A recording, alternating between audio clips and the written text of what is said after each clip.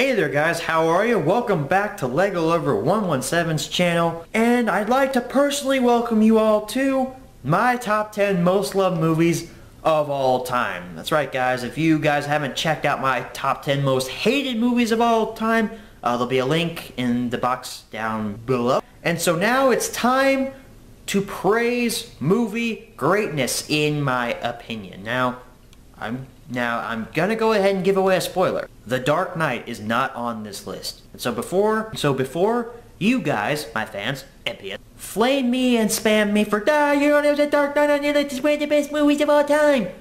I know it is. I love The Dark Knight. It unfortunately didn't make it onto my most loved movies list.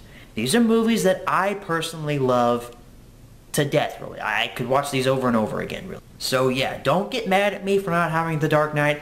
I love The Dark Knight as well, but these other movies I love more. So, let's get into my top 10 most loved movies of all time.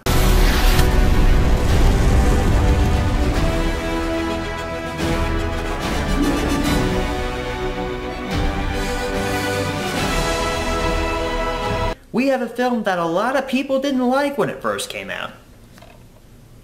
Cars 2. Yeah, that's right. I like Cars 2, and I'm not afraid to say it. Why? Because it has a nostalgic feel going for it.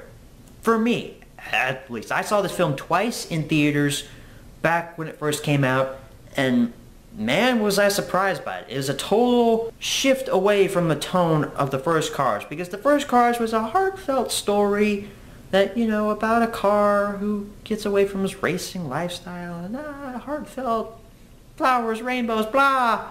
But this one is, I wouldn't say it's a gritty action spy flick, but it's an action spy flick with cars. And I'd never seen that. I had never seen these two or three genres come together in one movie. Cars, action, and spy thriller. I love the action sequences. I myself never saw the twist coming in theaters. I'm not going to spoil it here. I never saw it coming, and I love Cars 2.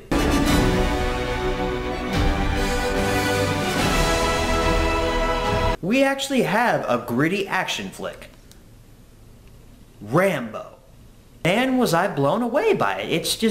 It's so over the top. It's so gritty and so out there, and the villains in this movie are basically ISIS. Yeah, I'm not saying that jokingly. They're basically ISIS, but back in 2008. They just go through and raid towns. They just go through and kill everyone. And I'm a sucker for violence. I love violent movies. I legitly hated these guys. While I was watching this, I wanted to see Rambo kick some major butt and just kill all these guys. And I swear to you, the climax, if you guys felt like I did watching this, you are going to be blown away.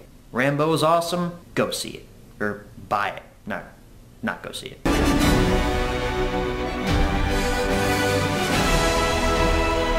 We have another gritty action flick. Die Hard. This is all four of them, but I'm talking about the first Die Hard. What can I say about Die Hard? It's like the perfect point of view movie, pretty much, because in Die Hard you're introduced to this character named John McClane, played by Bruce Willis. You feel for the guy when these terrorists come in and just start, you know, blowing stuff up in this office building he's been trapped in, because John's a regular guy. He's going through some marriage problems. He's a regular guy. He's like me, sort of. And we, as the audience, can all feel what he's feeling. We can all connect to it because we, like him, are regular people, and he's basically just in the wrong place at the wrong time.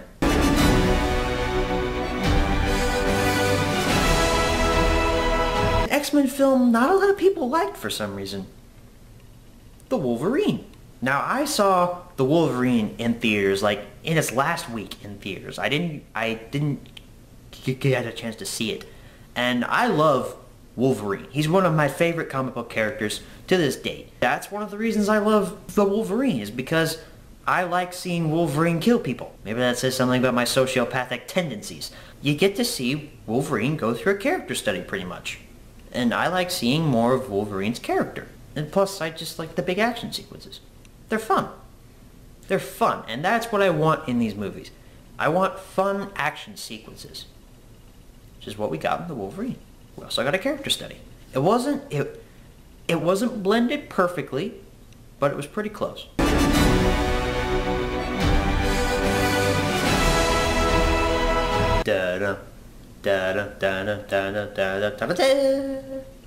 Jaws. Now, I recently just watched Jaws about a month ago or so, and wow, this film is perfect.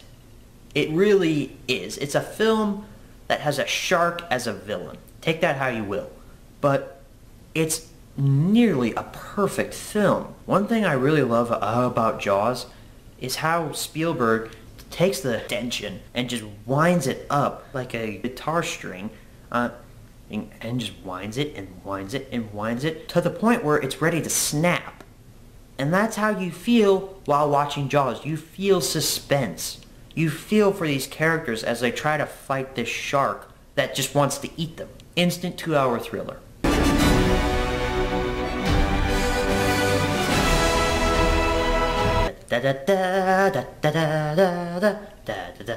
Number 5.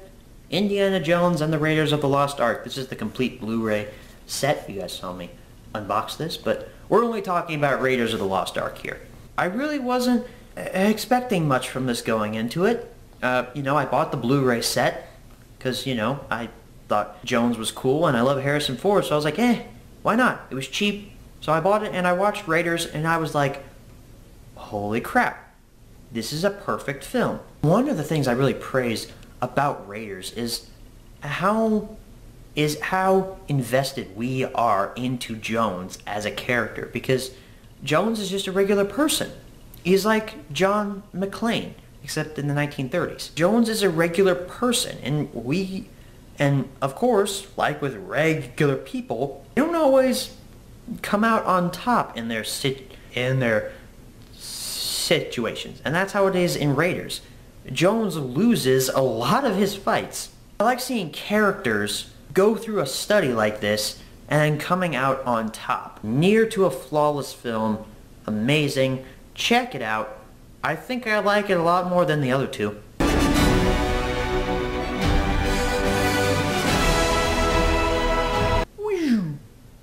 Iron Man. Iron Man I saw back after Avengers, about a year after Avengers first came out, and wow, did I love Iron Man. I saw it on TV, actually, before I bought the copy I have now. It was the first superhero movie that I ever saw, and I took it seriously. And it wasn't like a silly type of movie like the original Superman was, in my opinion. I didn't really like that. But I took Tony Stark seriously. I took this character of Iron Man seriously. Iron Man, who at this day remains my favorite superhero. Sorry, Batman. Iron Man can kick your butt. I'm sorry, but he can. So, yeah, the first Iron Man, it's wonderful.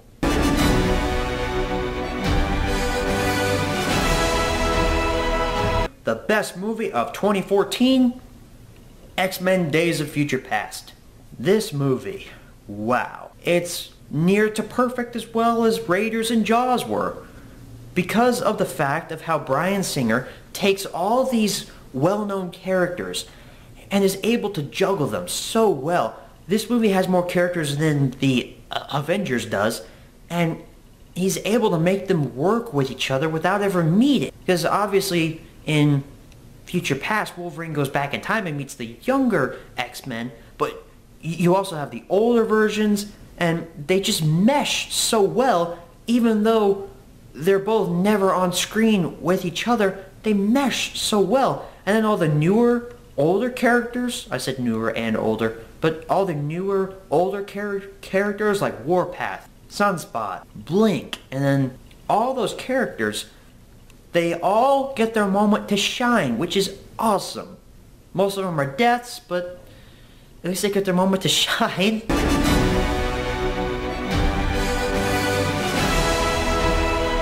we have a film that is a number 2. The Expendables 2.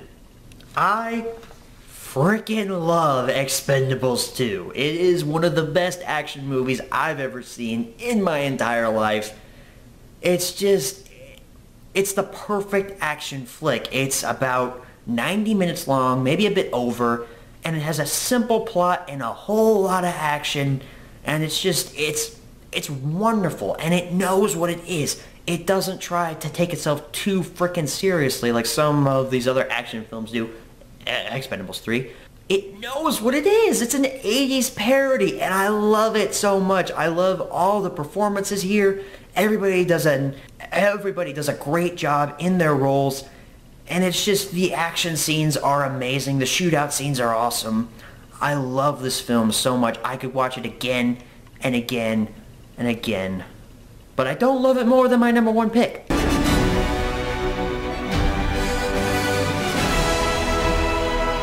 And at number 1, my most favorite movie of all time, which you guys probably could have guessed by now,